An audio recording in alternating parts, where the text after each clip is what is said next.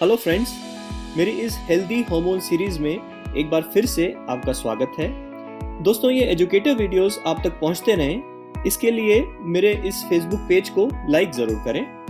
आज इस वीडियो में हम डिस्कस करेंगे कि थायराइड की दवा, जिसे थायरॉक्सिन कहते हैं, वो किस तरह लेनी चाहिए। इसके लिए कुछ बातों का ख्याल रखा जाना ज़रूरी है, जो मैं आपको बताऊंगा।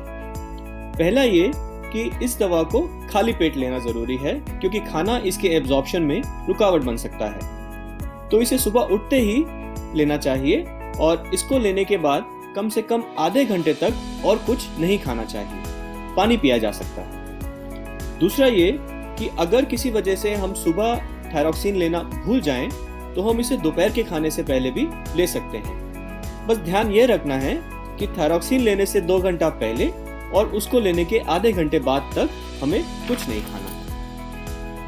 और अगर पूरा दिन ये दवा खाना भूल जाएं, तो अगले दिन 2 टैबलेट्स यानी थायरॉक्सिन का डबल डोज भी लिया जा सकता है। तीसरा पॉइंट ये है कि हमारे पेट में जो एसिड बनता है वो थायरॉक्सिन के एब्जॉर्प्शन के लिए जरूरी है।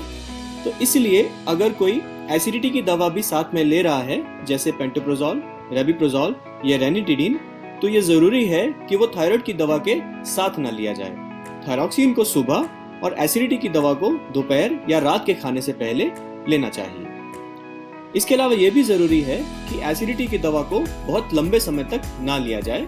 जितने दिन जरूरी हो सिर्फ उतने ही दिन लिया जाए, नहीं तो थायराइड की दवा का डोज हमें बढ़ाना पड़ सकता है। चौथा पॉइंट ये है कि कैल्शियम की टैबलेट्स भी अगर साथ में ली जाएं, तो वो भी थायराइड की दवा के एब्जॉर्प्शन में रुकावट पैदा कर सकती है। तो इसके लिए ये जरूरी है कि थायरॉक्सिन का टैबलेट सुबह खाली पेट और कैल्शियम का टैबलेट या दोपहर को खाने के बाद या रात के खाने के बाद लेना चाहिए।